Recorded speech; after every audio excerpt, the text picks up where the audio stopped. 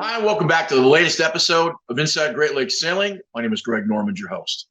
Well, we get a chance to spend some time this week exploring a new family tradition, all based around the 99th running of Bayview's Port Huron to Mackinac race. Steve Young and Brad Kimmel, owners of a J111 called the Diablo, are going to spend some time on the boat with their teenage children. And it goes back to a 30-year friendship that started in junior sailing a long time ago. I think you'll find it to be an interesting interview. Talk a little bit about the MAC and what it means to a family and the traditions that go with an event that's been running for almost 100 years. If that's not enough, we're going to talk to Justin David. Justin is the CEO of a company called Marine Maritime Solutions. It's a company that deals with marketing for the marine industry. And I think you're going to find this to be an interesting subject because it's usually thinks of public relations and marketing and covering all kinds of subjects, but they're very specific to the marketplace that we all love, which is boating. And we're going to finish up, if you're not familiar with tiny houses, we're going to go all the way to Muskegon and talk to Pam Westra from Tiny Digs Hotel. And if you're interested in taking some time off your boat while you're cruising and maybe you're doing the loop and you want to not stay in something that's a hotel, I think you're going to find the Tiny Digs Hotel really interesting. Pam and her family started the first Tiny Digs Hotel out in Portland, which has become quite successful. You look on YouTube, you'll see a variety of videos with Pam and her family. They moved back to Michigan, having been from Western Michigan, moved back to the community and started Tiny Digs Lakeshore, which is about 300 feet away from a number of marinas right there in downtown Muskegon. So if you want to get a good experience and find a kind of unique place to stay, or if you just want to spend some time in a tiny house, if you like it, we're going to talk to Pam. And I think she's going to tell us a little bit about their new facility. Hopefully, we'll be visiting them in a couple of weeks. Wanted to mention really quick that the Women's on Water, Bayview's Women on Water event, just coming up August. You want to check that out and make sure we take care of that. Up next, we're going to talk to Steve Young and Brad Kimmel about what I think is going to be kind of a cool tradition for their family. And I think you'll get the idea that there's a lot of excitement in both households. We'll be back in a second. We are talking with Brad Kimmel and Steve Young, who are two fathers who are taking a job here to take their families and, more importantly, their teenage children on Diablo from Port Huron to Mackinac. So let's start with whose idea this was and maybe give some thoughts. Well, I would say Steve was the first one to officially say it, so I'll let Steve talk on that. Maybe I was, but it's something that Brad and I have talked about since we bought this boat together. Right. The intent was to make it a family boat and a family affair and get the kids out on the boat and occasionally our wives too. Okay. Steve and I grew up sailing down at Bayview as junior sailors, like our kids. You know, we started probably 35 years ago in junior sailing, and I first crewed for Steve. And as we got older, we started racing against each other through high school and college, and always stayed friends, always were competitive. And then in later years, I bought a boat and Steve started racing with me. And I think, you know, being able to sail together that long, you know, and know you can be boat partners and, you know, you're competitive and we kind of know each other's moves. It was kind of natural that we eventually bought a boat together, and the J111 was the boat that we both wanted to buy. So in essence, we bought that boat knowing that it was a boat that was friendly so that we could have our children and our wives come sail with us when we wanted to. It sets up for, you know, small amounts of people, but also you can race with it one design. So it was the perfect boat for us to look at something else other than just racing, but also racing with the people we wanted to, and being family. There's a really cool thing going at Macatau. Eric Weinstrom bought a PT-52 in Usual Suspects, and he's using it literally like a beer can race boat.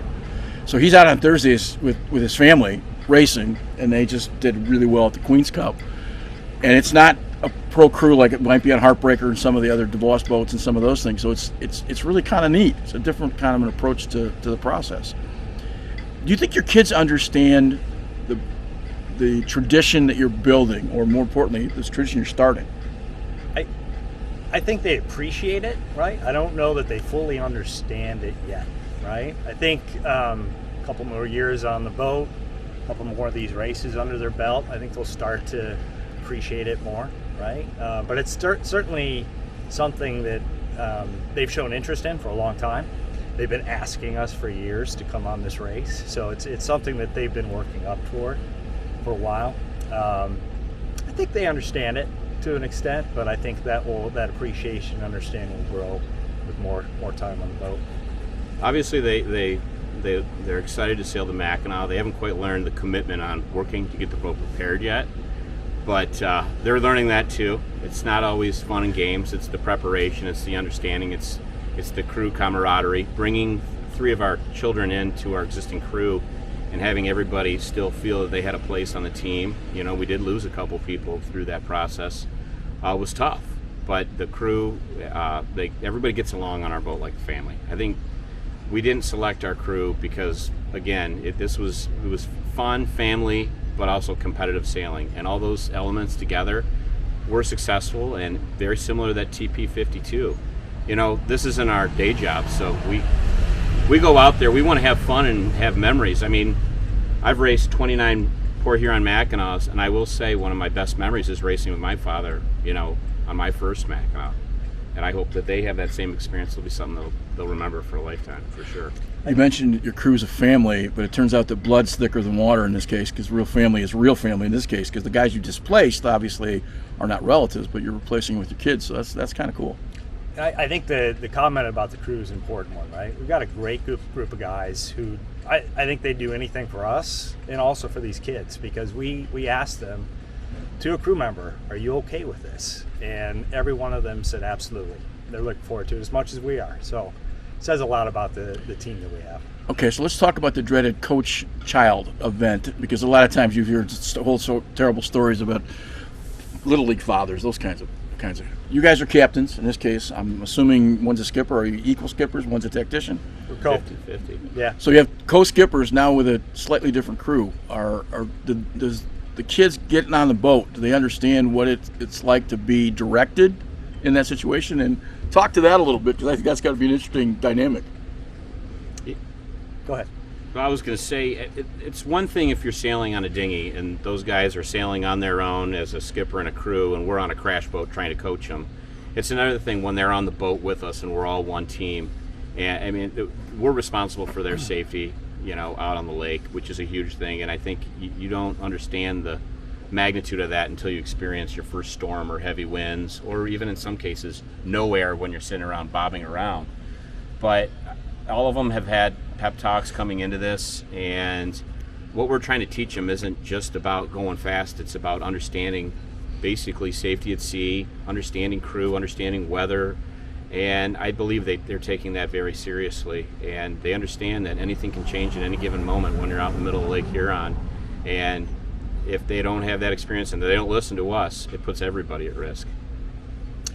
Yeah, I'll come back to the parent-coach dynamic. The other good thing about our crew is that they're great, right? We trust them, they trust us. So when we're on the boat, we're not doing a whole lot of coaching of our kids. There is some, certainly, but the crew really kind of takes over, and they're the ones grooming them in their positions, which is a huge bonus for us, because we don't necessarily have to step in and be that coach and hovering over them the whole time. Okay, now let me switch this for a second. That was the parent answer that you'd expect from a talking point from a politician. Evelyn, I'm going to come back to you, Alex, but Evelyn and Addie, do you guys expect the same kind of care on the boat that's at home, or do you see that maybe once in a while Dad might snap and off the boat you go? And I'm exaggerating, but you get my point. You think that's accurate, or do you think that there's going to be those moments, because again, it's a competitive race? I think that's accurate, but I think there will be a couple times when they might snap, because it's more important than just something at home, and like if they need us to do something on the boat, or if we're not doing it right, they have to fix it, or it could cost us something in the race. And from time to time, Addie, you're used to when Dad's got to take a tough road, so you're used to understanding that, right? Yeah. Maybe even more so than the rest of the crew, because obviously they don't live in the same house. Mm-hmm. I think so. I mean, we see him like yell and help the other crew on the boat. It's not just us, so everybody needs like a tip or two from them at points in time. Okay, are you guys on the shore course, or are you guys on the On the Cove course. Okay, you're on the Cove course. So let me come back to Alex. You're going to be the one guy tougher on guys as fathers than daughters, certainly. So talk to that parent dynamic that you think may or may not happen. I think I'm not quite sure. Okay, that's fair. No, that's a fair answer. If you're not sure, that's I completely get it. They also understand they're the low people, the low racers on the totem pole, right? And that involves packing chutes, getting lunch, flaking jibs, and helping out whatever way they can on the rail. So And the occasional beer run, probably. Who yes, knows, right? yes. Okay, that makes perfect sense. To you guys, and I guess this would be my last question to you guys. What does it really mean? I've asked what it really means, but when you have the discussions late at night with your wives, have those conversations. These guys don't comprehend what it means at this point because of their age, and I'm not demeaning them. It's just my son played for me in high school and played for me in college, so I get the differences. So I guess my question to you guys is, what does it mean individually? We talked about tradition here, right? So a lot of it is that kind of passing of the torch, letting them hopefully enjoy what we have for nearly 30 years, right? But I'll also say I'm looking forward to the dedicated time on the boat, right? In isolation, no devices, just us working together and learning together. So I'm really looking forward to spending some time with my kids for a couple of dedicated days. I mean, this race is so much more than just the competitive nature and winning. It is an experience, and one that racing 29 Mackinacs. This will be only my third time racing with one of my children, like my father and me, or my brother. So we don't know what it will be until it's over, and I think this experience will mean something completely different to these these young sailors now versus when they actually finish the race, and it'll be the start of something great. You also think maybe they find out about you more as human beings, not just as dad too, because of the closed space and because of the confines of what you're doing? Absolutely, and probably witnessing some of the interactions with other people as well in that element. So yeah, I would expect that they will. Some positive light, some maybe not in such a positive light. But all in all, I think we'll all learn a lot more about each other. They'll smell smells that they've never smelled before, but they'll also see what the stars and hopefully a clear sky in the middle of Lake Huron and just the beauty of what it means to race a Mackinac race. Yeah. Okay. Last question. You're on a 111, and it's a pretty competitive class. Where do you guys think you're going to finish? I'll ask that of you, and then I'll ask that of them separately. Well, we've done 2 so far, right? Fared pretty well. It's a tough call. It's a difficult fleet, right? There are a lot of really good sailors in it, but I would hope to think we'll be in the top 3 in the money. But that's the goal. But at the end of the day, having fun as a group, as a team, is the main goal, and getting there safe. Completely agree with Steve. How about you guys? What's a good finish for you guys? I'm hoping for the top 3, especially since they've gotten in the top 3 the past couple years, but I don't know, it could be different with us on the boat and losing a few of the crew members that they had before. I think winning would be not falling off the boat and finishing without drowning. I think that'd be a good one for me. What's your finish? Where do you figure they're going to end up? Hopefully the top 3. I want to get first though. Okay. So good. Well, listen, thank you guys for taking the time. We wish the Kimmels and the Youngs a great opportunity there in Port Huron to take off and maybe win that race all the way up to Mackinac. And hopefully we'll check in with them after the race. Up next is Justin David talking a little bit about marketing and for the marine business. And we'll talk to him in just a couple seconds. Welcome back. We're talking with Justin David, who is the, CEO, part owner in a program called, and I'm going to let you say it because I'm going to screw it up if I say it right. Your company is Marine Marketing Solutions. Right. Yep. Marine Marketing Solutions. I'm a partner in the business. We are based in Toledo, Ohio. We're a digital marketing agency. What's different about us is that we only work with businesses in the marine industry. So manufacturers, dealers, brokers, OEMs, electronic companies, marinas, anything related to boats, power boating, sailboating, chartering, that's what we do. And we're pretty sure we're the only agency out there, exclusively servicing the marine industry. All right, so let's start with the obvious question. Branding is 90% of everything. TikTok, Twitter, doesn't matter. You got to have a brand of some sort. And if you don't have a brand, to me, I found this revolutionary because all of a sudden you're taking a marketing firm and going to a specific industry. I don't know I've never seen one in any other industry, like a football only, or basketball only, or a golf only. I mean, they may exist, but that was the uniqueness of this. So when obviously you've been in the promotional business for a while, is that fair? Yep. What came to the idea of only going after marine business? Well, it's a bit of a long story, I guess, but my business partners, Eric and Melanie Kyle, they've been in the boating business for the past 30 years. And they publish a couple of boating magazines. I've worked in digital marketing for the past 15 years, and had met them a long time ago. They'd started an ad network in the marine industry. At that same time, I'd started an ad network in the active lifestyle industry. So think skiing, backpacking, climbing, things like that.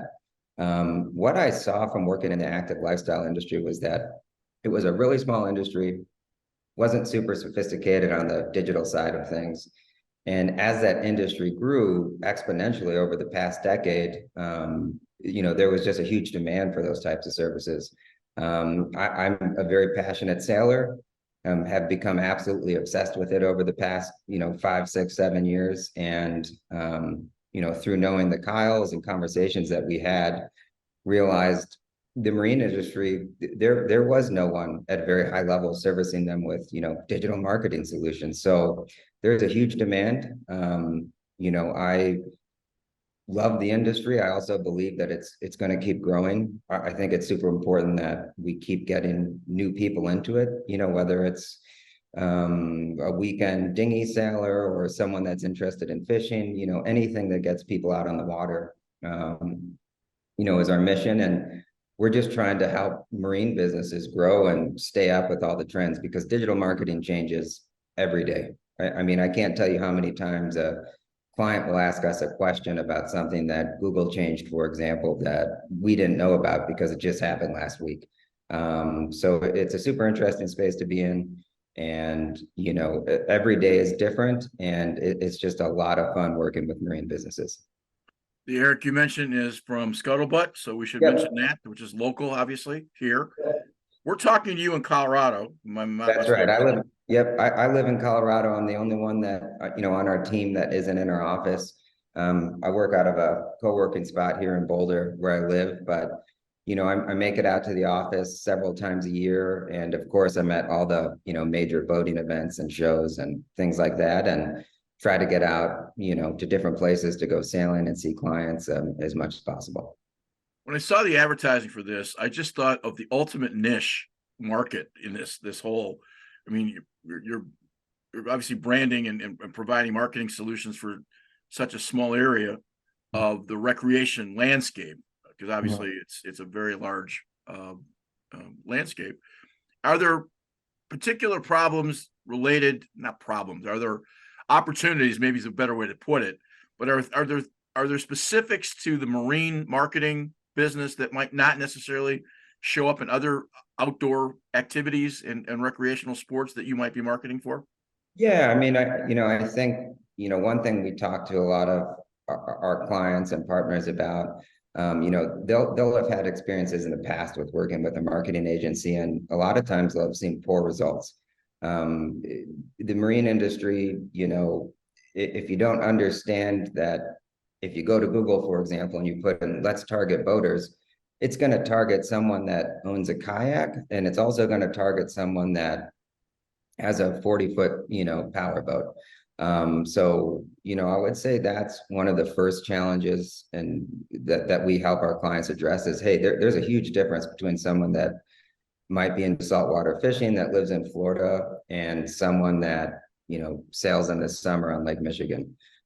So, that's definitely one challenge. But outside of that, I think because the marine industry is a little bit behind other industries, it's also just bringing people up to speed with the way things work, and how things have changed and all the possibilities that are out there. I think we're all aware of, Google and Facebook and stuff like that. But, the things that we can do with digital marketing are far greater than just being on those platforms. And so it's really just bringing, those ad technology solutions to the table, and, bringing the best practices to our clients. I think that's also a challenge. So, and then the other challenge is that the marine industry isn't that big. So, how do we make sure that everyone knows who we are? What are the services that we offer? And, what's the value that we can provide? Because a lot of people still think digital marketing is, maybe not necessary, or it's something that their cousin can handle. And, maybe that works for some people, but, at least with what we're seeing in other industries and with bigger businesses, I mean, there's a lot of really smart people working on it. So, engaging, a company like ours that does it certainly gives our clients a huge competitive advantage. You said the industry, the boating industry, is Yep. behind maybe the rest of the world. Yep. That my ears perked up. How? Just with adoption of, the latest technology and trends. I think in some ways, it's still kind of a cottage industry, where a lot of people are working on a lot of different things. And that's fine. That's what I love about it. I love working with smaller businesses.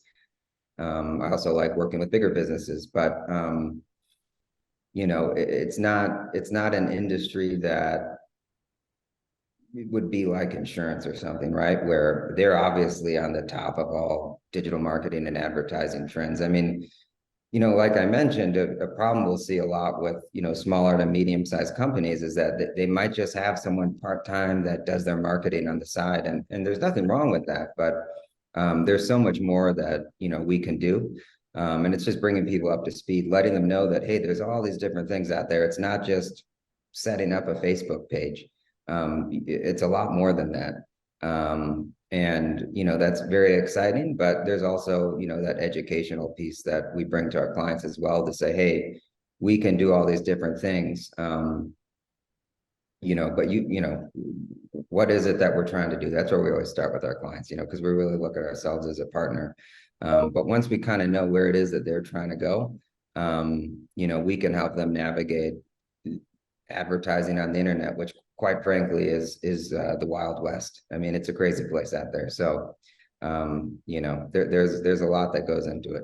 I think a lot of it comes down to communications, and I'll give you a very small example. You walk into West Marine and buy tape for painting on your boat, and the roll's $7, it's $10. If I walk into the hardware store, it's $1.50.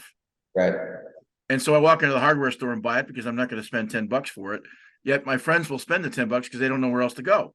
And the sort of, it isn't a very sophisticated marketplace. I don't think it is. And if it is, you've got boats you can buy. You have a 34 a day, as we talked prior, and I have a 32, and you can buy boats like ours probably under 30 grand. Yet if we wanted a boat of equal size that was new, it's six figures and then more. Right. And so there doesn't seem to be a middle to the maritime industry. Is that do you find that to be true? Yes and no. I mean, one thing I think that's great about boating that I wish more people understood is exactly what you said. If you go to a boat show, it's awesome to go look at all these new boats, but most people that are there aren't going to be able to afford a new 30-foot plus sailboat, right?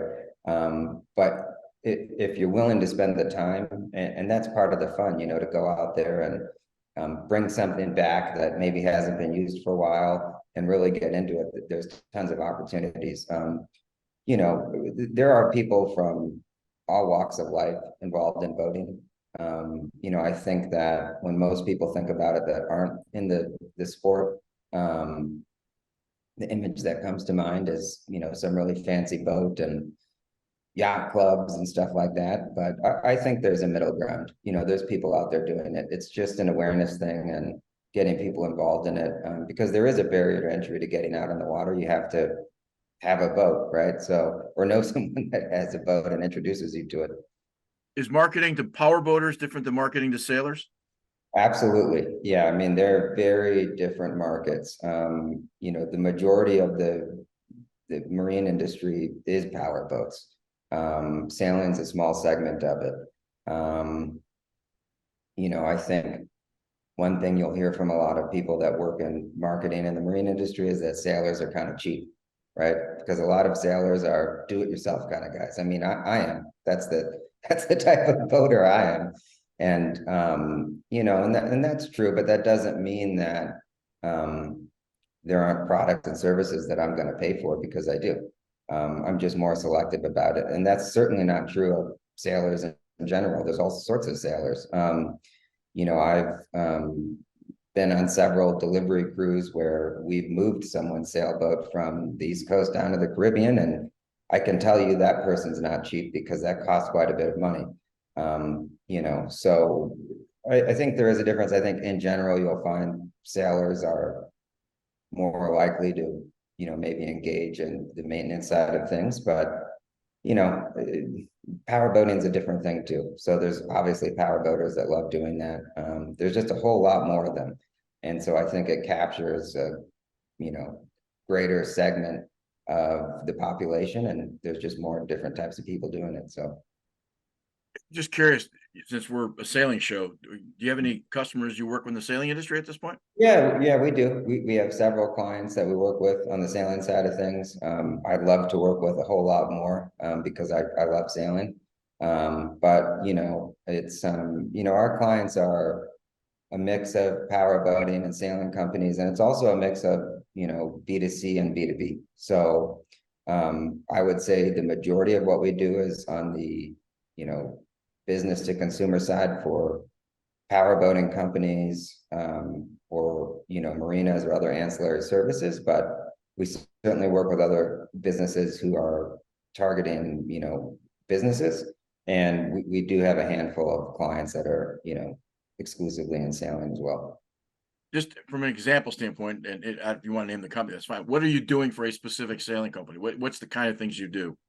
Sure. Yeah. I mean, I'm happy to share. So, a campaign that we're working on right now is with Beneteau for their excess and lagoon catamarans. So, what we're helping them with at the moment is a very targeted awareness campaign, display campaign, targeting certain areas in the United States where they have dealers. And, we go out and we work with companies like Oracle to source data on people that we know have owned particular types of sailboats in the past. Let's say someone that has a, Beneteau Oceanus 45-foot Beneteau, right? That person who's owned that boat recently or currently does, is a potential customer for a catamaran. They might be thinking about upgrading. So, that's the type of campaign that we're doing with a sailing company right now. And so we go out, we work with the data companies to source the data, and then we go to the ad technology platforms where we can buy the media, and then we target these people across the open web. So it's, websites and apps. You can think of a lot of mainstream sites that we all use every day. So news, weather, sports. If someone who's fallen into one of these third-party audience segments that we've sourced ends up on one of these sites, we start serving them display advertising, and then there's a whole funnel that person ends up in if they end up clicking on the ad after that. And I'll leave it at that, because I don't want to divulge too much more about what we do. That's kind of our strategy, but that's one example of a campaign that we're running right now for sailing.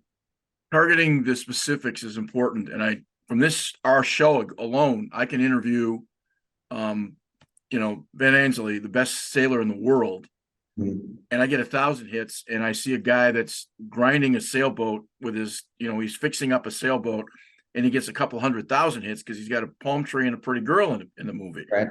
So part of targeting is really important.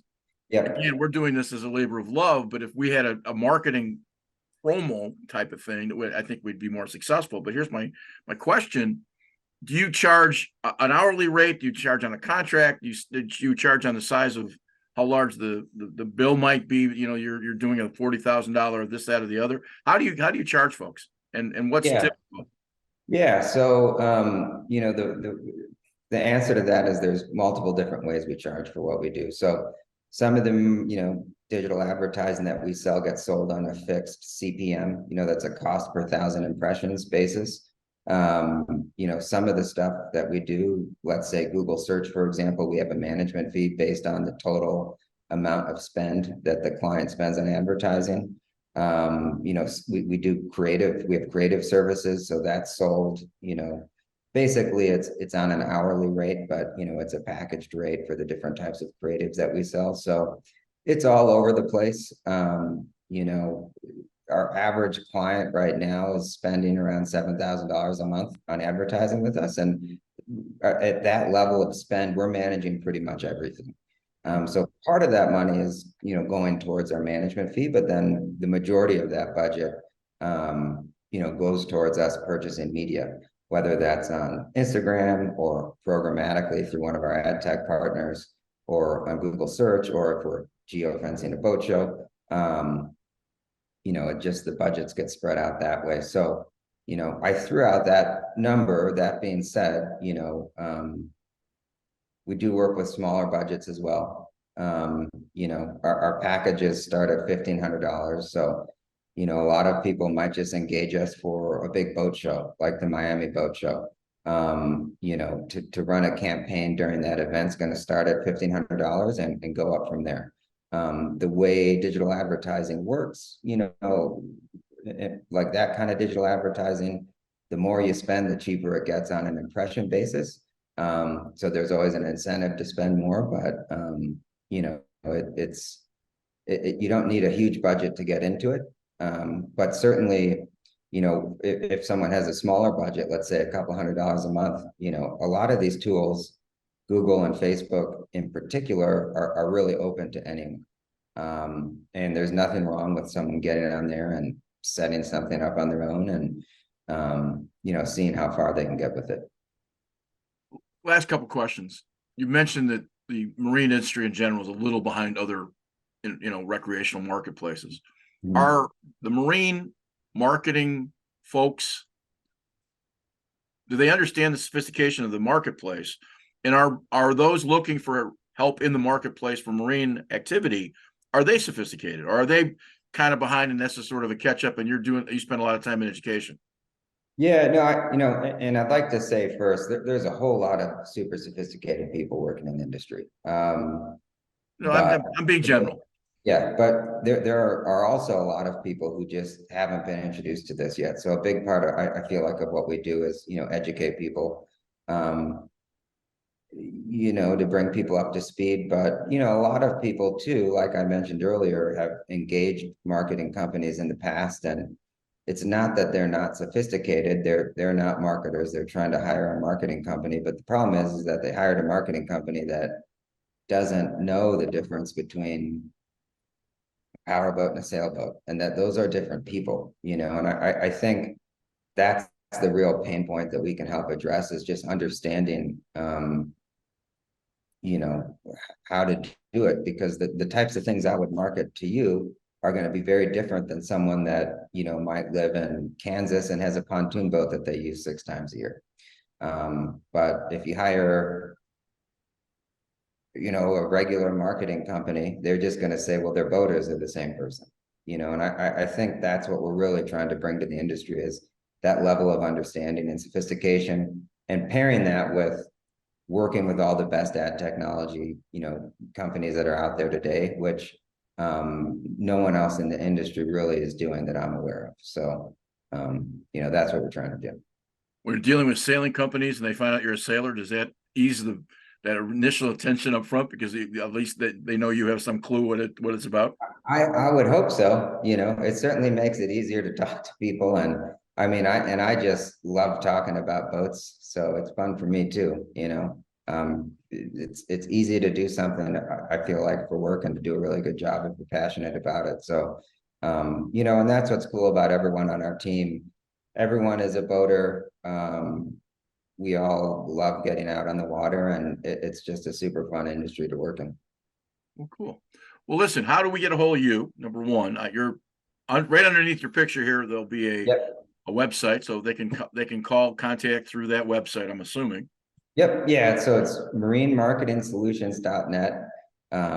There's a contact form on there. You can always email me directly. It's just justin@marinemarketingsolutions.net. Always happy to hop on a, Zoom call, phone call, answer questions over email. Answer any questions someone might have. A lot of times we'll find that someone's been trying to do some things on their own, but maybe something on their website's broken. So always happy to point people in the direction of, how to get things fixed or how they can do things on their own. And if they do get to a point where they feel like they do want to engage, a bigger company to help do it and take the load off of what they're doing and maybe show them some new things, that's what we're here for. But it's just awesome meeting, people involved in the industry and the sport and, making more connections and learning more about it. Been to Boulder plenty of times. Where does one find water to sail when you're living in the mountains? Yeah, so the closest place to sail here is a reservoir called the Boulder Reservoir. It's big enough that, they've got a mooring field with maybe 15 boats. So I've had a couple of small boats there, and it's a fun place to sail. I will say sailing, and there, the biggest lake in Colorado is Lake Dillon. There's a big marina up there. The thing about sailing in Colorado that most people probably don't realize is that the wind is absolutely out of control. It will shift directions every 5 minutes. You'll get 40-knot gusts, and then it'll be flat calm. And it's a challenging place to sail, but it's also fun. But it really makes you appreciate when you get out on a bigger body of water, a consistent wind and, things like that. So. Well, having a boat for you in Milwaukee at 34 a day and having grown up on the Great Lakes, I think you're kind of describing what we have here as well. I lived in San Diego for years, and it was always prevailing at 11:35 to 11:45. It was 8.5 knots out of the southwest every day. Maybe there were 7 days a year that wasn't the case. Then you come back to the Great Lakes and you realize that, flip a coin because it depends on what you're doing. So it gets a little crazy. Yeah. For All sure. right. Well, listen, appreciate your time. Hopefully we've learned some things, and maybe some guys can get in contact with you. And again, appreciate your time and best of luck and have a great summer. Yeah, I really appreciate it. Thanks for having me on the show. Super cool what you're doing, and look forward to talking to you again soon. I want to thank Justin for telling us about the marketing world in the world of boating. And now we get a chance to talk to Pam Westra. Pam's going to talk to us about tiny houses up there in Muskegon, and I think you'll enjoy this interview. Welcome back. We're talking with Pam Westra, and Pam's going to talk a little bit about tiny houses and, most importantly, tiny dig homes and hotels, which is part of a new process up in Muskegon that let me start this over again. 5, 4. Welcome back. We're going to journey a little bit off water, a little bit of a different subject today. We're going to get a chance to talk to Pam Westra, and we're going to talk about tiny houses and how you might consider, as a sailboater, getting off your boat from time to time, because that's a whole niche thing we're going to talk about. And Pam just completed a project up in Muskegon that they've just gotten going called Tiny Digs Hotel. And Pam, first of all, welcome to the show, and kind of briefly explain to us what you guys just opened within the last few weeks. Hi, we are on our second building project with the tiny houses. Tiny Digs Lakeshore is the establishment that's in Muskegon, Michigan. And we have 7 tiny houses there now for short-term rental, vacation lodging, but we will be open 12 months out of the year. And so it's pretty exciting. Each house has a separate theme to it. So you aren't staying in something that looks the same as what your neighbor is in.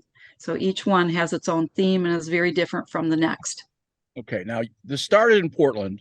You're Michigan natives originally, moved Yes. to Oregon, I'm assuming for family. Yep. And so kind of take us through how it got off the ground, and now Muskegon is sort of that second step, and why you're back in Michigan. Well, like you said, we are Michiganders, and specifically West Michigan. We lived here for a long, long time, had a business in Spring Lake, Michigan. And then our son moved to the West Coast, and we were kind of traveling around for a few years in our RV and had sold our business in Spring Lake. And our son said, Mom, Dad, why don't you come to Portland? And my son and I had been sending each other stuff on tiny houses for several years already. And we said, how can we turn the tiny house movement into some sort of business? And Portland, Oregon was kind of the mecca, the starting point of the tiny house movement. So it was very big out there. And so there was already another tiny house hotel there. And the city is so large, we said, I think it could support another tiny house hotel, and we did the demographics, and we done quite well. And so then our son moved back to Michigan about a year before COVID started, and had a baby here. And it's our only grandchild so far. And so we wanted to come back, and we were really missing Michigan anyhow. And if COVID hadn't stopped us, we would have been here a couple years sooner. But we've been back for a year and a half now.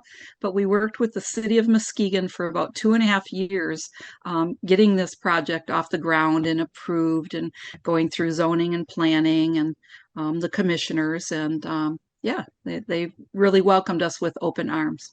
Now, it's fair to say that tiny houses are not unique to the marketplace. In the last couple of years, the last 5 years, they've exploded to becoming a very popular way of living. Certainly, yes, younger generations, millennials living in vans, but these are a real interesting concept because it's downsizing, but not necessarily giving away creature comforts. Is that no? Yeah, our tiny houses have full bathrooms with flush toilets, and they are all hooked up just like an RV is hooked up to city water, city sewer. We have the same type of hookups outside. As you know, there's a pedestal box out there, the water and electricity's on, and then the sewer pipe is underneath. It goes to the sewer lines, and so they have a shower in them, and a sink in the bathrooms, a little kitchenette, so you can cook your meals there. We supply organic coffees and teas for our guests, and but we love to encourage people to go out into our neighborhoods. You know, our Portland development it's a foodie's heaven in Portland, and Muskegon is developing quite a foodie network too, and the distillery and pub scene. We have some microbreweries and some distilleries right here in Muskegon. Muskegon is just lush with history also. Goes back to the early 1800s. And so there's art, there's a beautiful art museum. There's a lot of very old historical beautiful buildings here in town too. so? Let's talk briefly about why we're on a sailing show talking about tiny hotels, and this is where Well, this is where the conversation comes in. We've yeah, done a number of shows with loopers and people who are on cruising boats for longer terms. You are literally 100 yards from the water, right there yes. in Muskegon. So Hmm. if you look at an Airbnb, and it's a conversation you and I have had offline, you see that it's been an interesting discussion with lots of people who use Airbnbs in terms of the sort of false advertising. You pay X amount of dollars for the room, and then you find out that the cleaning fee is 6 times more than the room itself. Right, And obviously, right. that's a setup because of the way taxes are and the way you can claim. And I understand that part of it, but Yeah. it's kind of opened a door for companies in places like yours because it's unique, certainly, but it's also Hmm. practical. Hmm. And Hmm. more and more people are getting tired of sleeping on boats every night. So that's the connection. And being in Muskegon, where a lot of very large boats in Lake Michigan come in, I mean, obviously it's a perfect place. So Yeah. so talk about that. You looking for nautical traffic eventually, I'm assuming? We are. We're right across the street from a marina, and then there's also a small boat launch down a couple 100 feet in the other direction. And Muskegon Lake is a very large lake that hooks right into Lake Michigan. We have one of the best deep water channels coming into Muskegon Lake from the Great Lakes, and so it's made it very touristy for boating people. We even have some cruise ships that cruise the Great Lakes that come into Muskegon's ports too. And so it's a beautiful lake. The sunsets are gorgeous and out on Lake Michigan. And so Lake Michigan is a 4-minute drive from our front door. And there's also a gorgeous bike path that goes around Muskegon Lake and out to Pierre Marquette Park on Muskegon Lake. Dumb question. Do you live in a tiny house? Actually, I'm sitting in our RV, and when we pulled up roots and sold everything back in 2008. We sold our business, which is still going and doing very well, with the new owner of 15 years ago. We sold everything and hit the road in an RV for like 7 years before we settled in Oregon for a few years. And currently I'm on another build project that we've got going on, for another unique stay place. That's very unique and different. So I've not lived in a tiny house, but in essence I have, because I've lived for many years in our RV. Okay. So Give us an idea of cost. If somebody's looking at coming to Muskegon and spending some time with you guys. Again, we go back to the conversation about Airbnbs. When you get a cost from you guys, it's the initial, it's the cost, and that's, you're not adding a whole bunch of extra stuff to it. no, we don't have a bunch of extras. Like, some hotels even have their resort fees and a lot of extra, the cleaning fees that are associated, that Airbnb is kind of, they're trying to get away from that on Airbnb too now. But like you said, it can be a big added cost, sometimes more than the hotel room itself or the Airbnb room that you're staying in. We don't have those add-ons. We just have the state of Michigan 6% sales tax. It's the only add-on on our room fee. And our fees vary greatly from day to day, even sometimes hour of the day, because just as the airlines have some phenomenal technology, we tap into what holidays are going on. Is it the weekend? Is it a weekday? Are there big events in town? And Muskegon has big events constantly. And so our rates fluctuate with those events. And then the software program even goes, you're not quite sold out for the end of the day. And they'll may even lower the price, or could even increase the price depending on what's going on in the schedule. So, and what's going on in town. So our rates in the summertime can be like 140 to even 280, because if it's major event in town that we know everything's going to be sold out, the software takes that into effect. And you're not a charity, so I understand that. But you're Right. certainly competitive with most hotels. Is that fair? Right. Yes. And that's what this software does. It goes out into the neighboring hotels and Airbnbs, sees what everybody else is charging, sees how full things are, and then automatically calculates the rates and puts them in the system for us. And so it's kind of a hands-off thing for us, so we don't have to babysit it all day long. In watching some of the Portland videos that were done so tremendously well, it was really fun watching some of those to get an idea of this process. You're a bit of a hoarder, and I only mean that in the best possible way. A lot of these small little tiny houses are really adorned with touches that you'll never see at a Hilton, or at a Holiday Inn. Right. So you really take the time to address hominess, if that's even the right word. But it's really kind of cool to do that. Is that just something you enjoy doing? I love decorating these houses, and I love conceptualizing what's going to be in them. And so the one example is the cottage house at Tiny Digs Portland, and it's Victorian, cottage Victorian house design. And I look for 2 years for the front door of that house. It has a 100-year-old front door, and there's a lot of other little antiques and something your sailors might be interested in. Our first house that we built out in Portland was called the Beach House, and we were looking for the round port window to put it in the bathroom for some extra light to come in, and I wasn't finding quite what I was looking for, but I was in a boat salvage store, and I ran across the deck prisms of probably, I don't know, 1800s, before boats were electrified, and you had all the kerosene and gas lights in the lower levels, and they really didn't like to use that. So they had these prisms. They could be, I was so intrigued by them, I went online and studied up on them. Some of them are hexagon or octagon shape, but the one I found was like a long prism, rectangular shape, and it would throw light down into the lower levels of the boat. And you probably know about those already big time, but that was one of the unique items that I brought into that house. because it was something very unique and unusual for me. I found a Chris Craft boat barometer at a yard sale. And I thought, I'm from Michigan, where Chris Craft boats are made. I need this in my beach tiny house. So that adorns the wall in the beach tiny house. So Well, they're made in Western Michigan. This is where yeah, yeah, Yes. yeah. So I was so excited when I found that. It was just incredible. Yeah, yeah. Doing some basic research for the story, I found out that people that stay in tiny homes, and there are a variety of them, actually the retention rate for the homes is higher than it is for hotels. Oh, really? Which I Great. found astounding. And because I guess it's something really that's going to catch on. And like you said, Yeah. you've got 7. Mhm. And is that the expansion of it all? Are you going to stay with 7? Are you going to add more? And We have 7 in Muskegon, but we were slated to have 10 there. We will continue to add on. We wanted to get out open by this summer, so we will be adding. And there's also a duplex house on the property.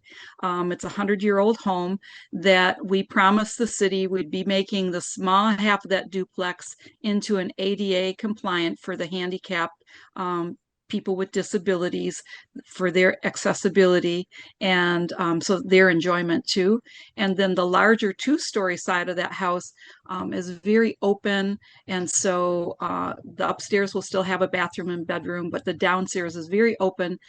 So whole groups can rent, even right now, the facilities there and have a group meeting. And in Portland, we would have these group meetings or family reunions or weddings. Clubs come, like we had a book club once rent from us. And one of the cutest things was a group of college friends that always got together somewhere on the planet once a year, and they rented the whole place. And instead of going out to dinner on Saturday night, they were with us for 4 nights in a row. They said, we're having a theme dinner party, and you had to dress in the theme of your house and have food in the theme of your house. So the gal that was in the cottage Victorian house, her and her husband were really into Victorian things, and they were decked from head to toe in this cool costumes of Victorian stuff. And then we have the bamboo house, and the gal in there, it was her 45th birthday party. So she got sushi delivered, and she had the geisha girl outfit on, and the people in the farmhouse had their, baked beans and their farm outfits on. It was really cute. It was fun. I have these strange thoughts that jump into my head from time to time. Do you think people treat tiny houses with more respect than they might a hotel room? And I think of people that have to clean up after those folks who've stayed overnight. I would think that people staying in a place like yours would be such more respectful for cleanup's got to be so much less than it might be at a hotel. Yeah. And basically, there's always the outliers, but I'd say 99 to 99.9% of people that come and stay with us really respect all the little finishing touches and the details that are there. People go, oh, aren't they going to take off with some of that stuff? And it's like, no, these are part of the experience, and they respect that, and they leave things and doesn't walk out the door. Because we have books that are themed to each room also, and then the decor items, there's a lot of little things that are sitting around making it homey, and a lot of art on the walls making it homey. And so yeah, people really respect that. We've not had hardly any problems with that at all. Talking to you on July the 3rd. Obviously, tomorrow is the 4th of July. Talk a little bit about the rest of summer. I guess my last question is, if you're interested in this opportunity to go up and stay with you guys in Muskegon, what's busy at the moment? What's open in the moment? And obviously, how long are you going to be open until the fall, or are you open now 12 months a year? We're going to try and stay open 12 months out of the year. Muskegon has one of the very few luge runs in the whole nation. And that luge run attracts a lot of people. Actually, they ask us to bring information over to them once we got open. And we've only been open for a couple weeks. So there's a lot of availability still. We're trying to get the name out, and there's a lot of availability still this summer. But get in there, because like I said, Muskegon's got some really popular events that they have, and everything gets sold out. So try and book your room as soon as possible so that you can get the weekend or weekday that you want to stay with us. Okay. Well, listen, I appreciate this. This kind of came up on the radar and talking with some folks that had wanted to stay there, and there was actually a guy from the Loop that just went by, didn't get a chance Oh, to. cool. And he just started talking about it because he'd been walking through town and saw it. Uh-huh. So we gone online and we watch a number of programs on YouTube related to tiny houses, and a couple Mhm. guys have been interviewed that you guys have been interviewed by, including the New Zealand guy, and I forget his first name. Bryce Right. Langston, living big in a tiny house. With something like 5 million viewers. So he's Yes, 5 million subscribers, not just Subscribers. viewers. He has 5 million subscribers to his channel. That's Yeah. 499,999,000 more than we do. So that's Yeah. as we try, but it was really an interesting subject, and we're hoping that sometime between now and the Labor Day weekend we can kind of get up that way and say hello. TinyDigsLakeshore.com is where you'd go to make reservations if you're just interested in trying out tiny house and seeing what it's like and all about. Just click on the book now button. That just kind of takes you to the pricing. You put in the date and how many people that you are bringing along and how many houses that you'll need, and it will tell you what's available and the price for those particular dates. Appreciate you taking the time, and hopefully we get a chance to talk again. Yeah, thanks for having us today, and I really appreciate you spreading the word about us, and you have a great day and hope to see you real soon. Just wanted to thank the Kimmels and the Youngs, certainly Justin David, and I appreciate Pam Wester talking to us a little bit about Tiny Digs Hotels. Hopefully we'll get a chance to get up there. The Max next week, we hope they have a great event and certainly terrific weather. We'll be back early next week with another show, and until then, for all the guys in the back, thanks for watching.